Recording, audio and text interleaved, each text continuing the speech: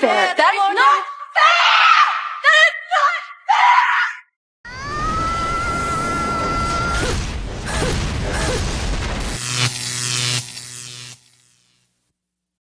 Welcome to The Wall. In today's video, we will see how a woman cries with regret after divorcing her ex-husband because her finances went down the drain, and how another woman says that men don't want to be providers and pay child support. We want to invite you to smash that like button. Let's support the movement. Subscribe to the channel. That's the only contribution we ask of you, man. Add your grain of sand to the movement. Share your experience in the comments for any man who needs it. And without further introduction, let's get started. Here's why women regret divorce more than men. Financially speaking, women's lives get worse after the divorce, while men's get better. The standard of living for women goes down an average of 27%, while the standard of living for men goes up 10%. So you can see why women may feel that their lives get worse after divorce because their standards of living go down while their ex-husband's standard of living goes up. The cynicism of this woman is incredible. So, a man is better off when half of his savings are taken away, his house, child support is imposed, a portion of his 401k or retirement plan is taken, and if he has a business, he has to give part of it or money, like half of any asset he owns. In some horrible cases, he has to pay alimony. But a man is better off after divorcing, when he's left totally ruined. The difference between a man and a woman is that women waste money, and men have to go into survival mode because that's how they end up. Sometimes they have to call a friend because they don't even have a house, or go to a cheap motel to sleep.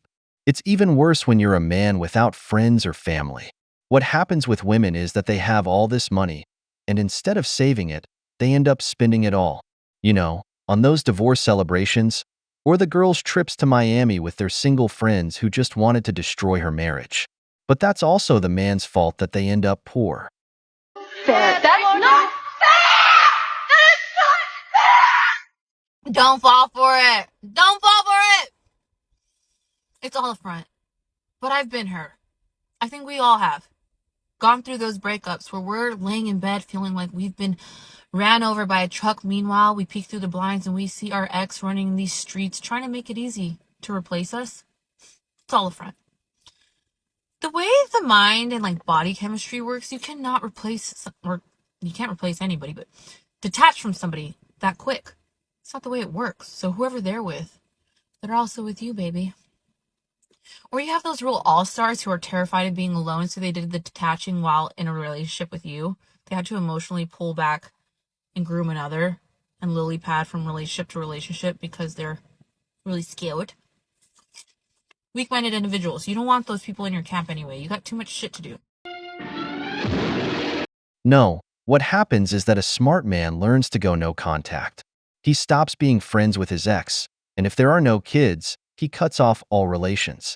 This hurts her ego because instead of seeing you crying and begging to fix things, as she wants to see you suffering and crawling, you channel that energy into achieving goals. You start going to the gym, focus on your finances that are always destroyed, and look for ways to start this new stage of your life. She will only hear about you from what people tell her because, believe me, she will ask about you or your lawyer. This hurts, brothers, because she didn't achieve her goal of destroying you. You were resilient because you knew how to channel your pain. Remember that both love and hate are energy. Hate is a stronger motivator. It can either destroy you or inspire you to improve. They just want to see you more destroyed than they are. That's how selfish they are. When a relationship ends between two people, you part ways. And that also means that you are both going to be at different levels in your processing of the grief, of the death of what once was, and all of that.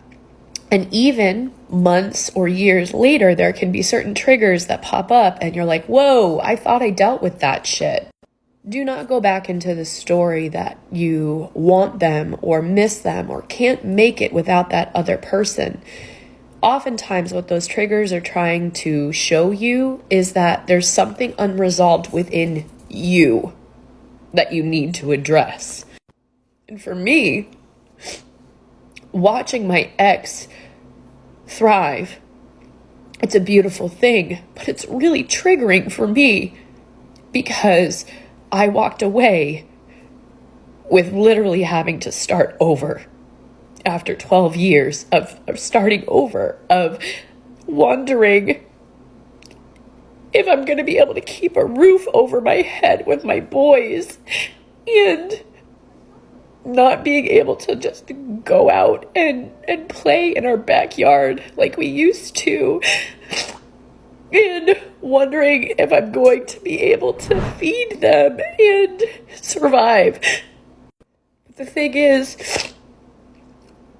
I've never been more rich spiritually and emotionally and feeling free.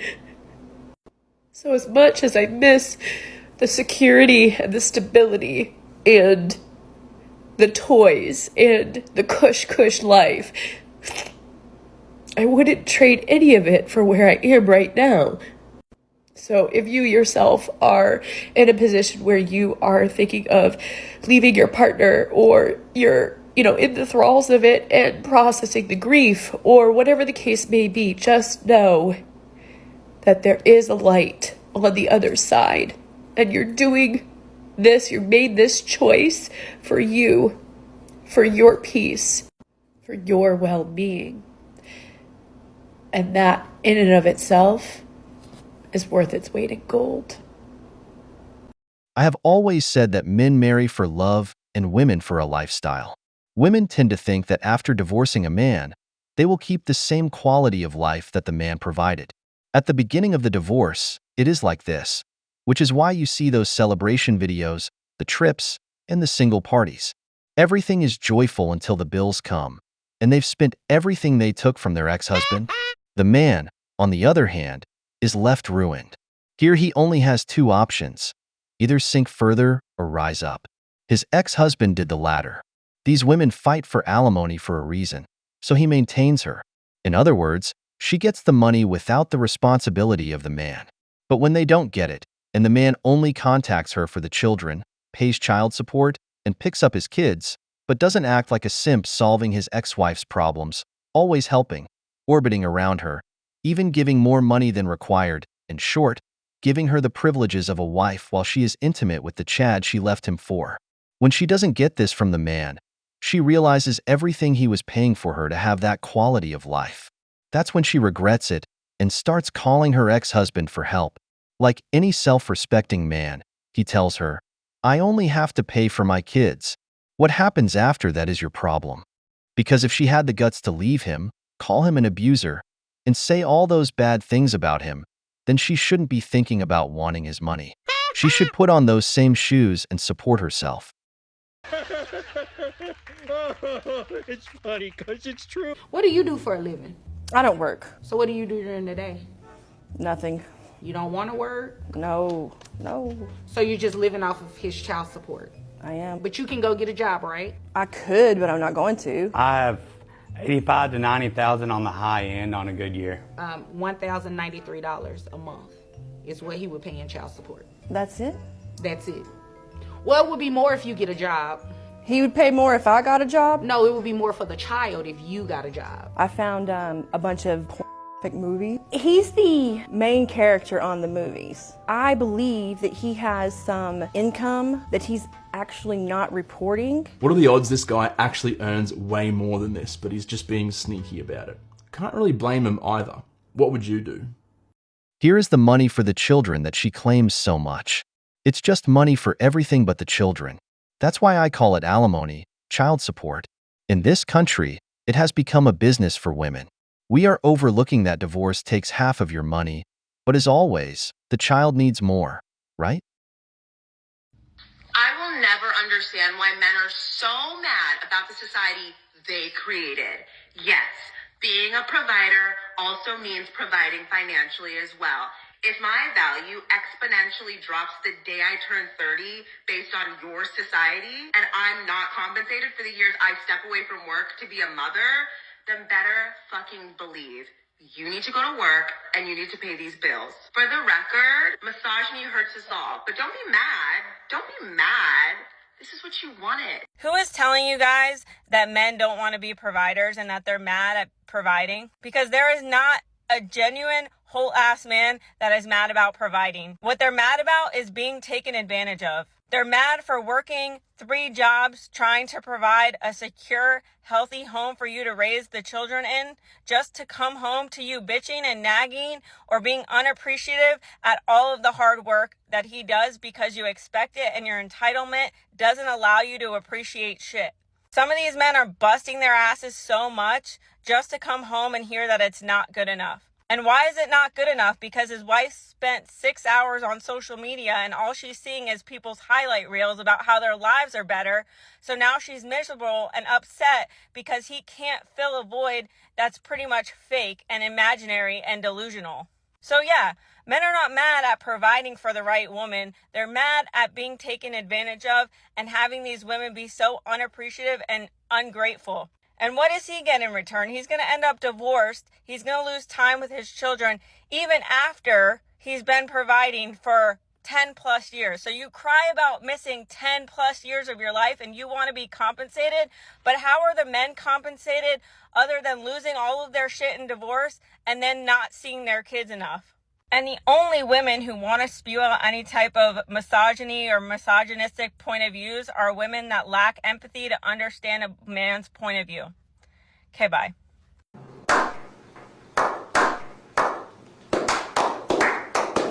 This woman is absolutely right. This is telling the truth clearly. You kill yourself working, sometimes doing extra hours or having 2 jobs, only to come home and see a woman who complains about everything you give her, who doesn't even save you a plate for dinner, and who wants you to work more at home, while she spends her time listening to another single and bitter woman who tells her that she should live like a queen without contributing anything just for being a woman. Do you know why she regrets it? Because while she is divorcing, she gets all the applause and is the topic of the moment. But when the party is over and she sees her finances collapsing, the money isn't enough. She starts to see that divorce isn't what it was painted to be, that she didn't have such a bad life with you, that those small issues could have been fixed, that she was actually the problem, and that the much-desired peace she claims to have doesn't pay the bills. That's why you see her making life impossible for the man with the kids, starting to blackmail you, forbidding you from seeing them, and asking for more money.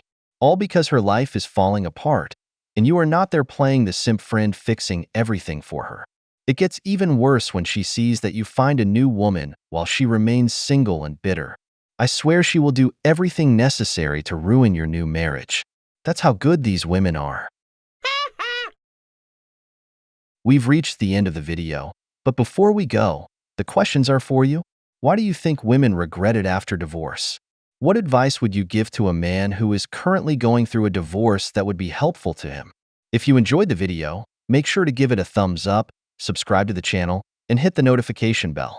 Your support means the world to us and motivates us to create more content. Stay tuned for the next exciting video from The Wall.